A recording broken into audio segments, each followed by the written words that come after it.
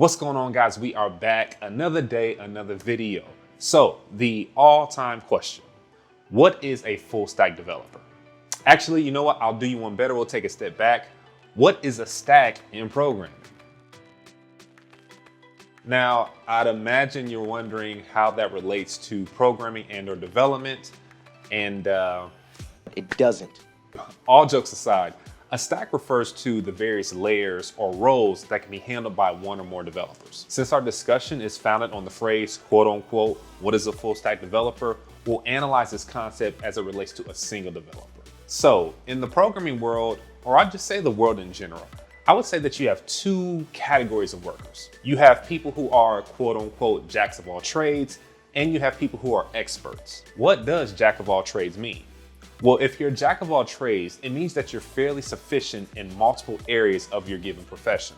For example, if you're a jack of all trades chef, you're probably good at roasting, grilling, baking, among multiple other types of food manipulation. Wow, food manipulation. That sounds overly complicated. You know what? Scratch that. Let's try this. For example, if you are a jack of all trades chef, it's a good chance that you're probably good at baking, roasting, grilling, and other forms of cooking. Jack of all trades versus being an expert.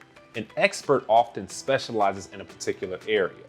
He or she may be highly competent in that particular area while potentially being weak in others. Quite often, a full stack developer operates as a jack of all trades in the development arena. Full stack coding duties include both front-end and back-end development. Okay, so front-end versus back-end development.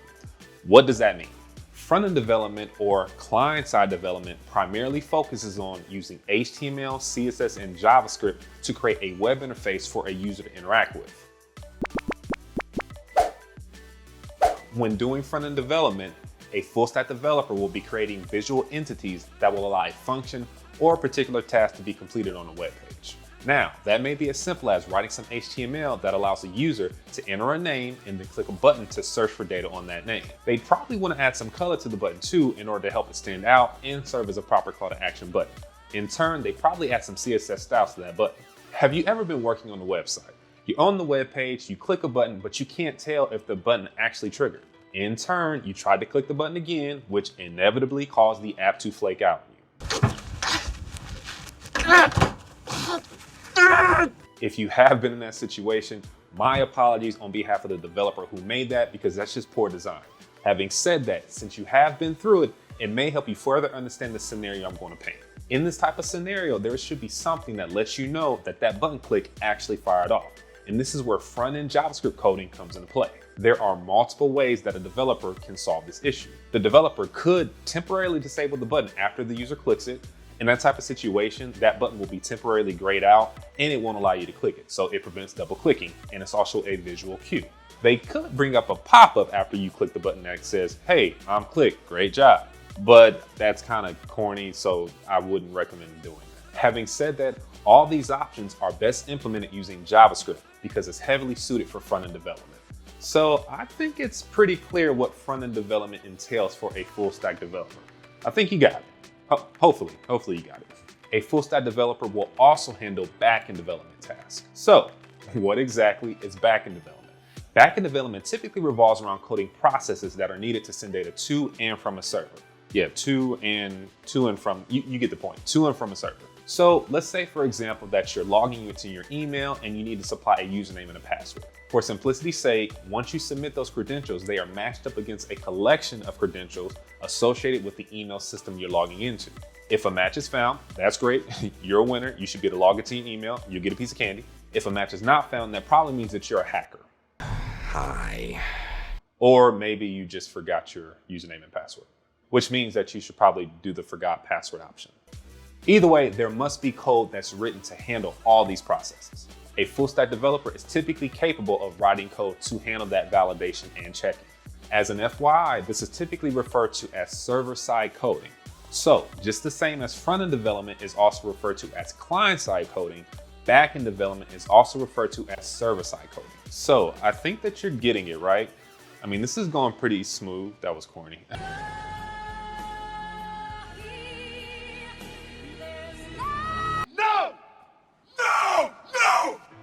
But I think that you're getting it, right? I don't think you're running away from me. You know, you're still here, you're still watching the video. So yeah, I think this is cool.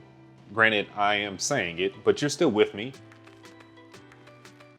12 seconds later. We've discussed front-end versus back-end development and what they focus on.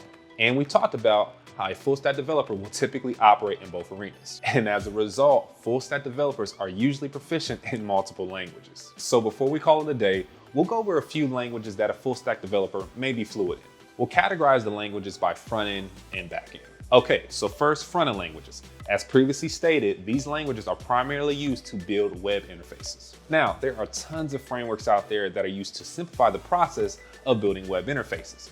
That said, I believe that these web frameworks are all based on 3 core languages: HTML, CSS, and JavaScript. HTML is a markup language used to construct web pages. CSS, that stands for cascading style sheets. CSS is used for quote-unquote styling your web page. It can be used to add fonts, add colors, and other visual aesthetics. Now, JavaScript is a client-side scripting language that's used for DOM manipulation. It can update both the HTML and CSS. It's great for adding dynamic aspects to an otherwise static website. So I personally think that understanding these 3 languages are essential to good front-end development. So a full-stack developer, in my experience, will understand how to use all 3 languages. Now we'll talk about back-end development languages, and there are quite a few. You have languages like C#, Swift, Ruby, Python, amongst many others. Now, in my experience, the language used widely depends on the company you work for. For example, if you work at a company that's heavily invested in Microsoft, then it's a good chance that you're going to build your web apps using C#, as opposed to working for a company who's heavily invested in Apple products, where Swift may be the dominant language. But you may have companies who prefer using open source products or languages such as Python or Ruby. It really just can vary. All in all, I would say that a full stack developer will have experience using a server-side language to build backend functionality. All that said, I think we've covered quite a bit, and I don't want to overload you, so I think we'll call it quits for today. I appreciate you guys for stopping by. Please continue to like, subscribe, comment, hit that notification bell icon, all that jazz, and I will see you on next time.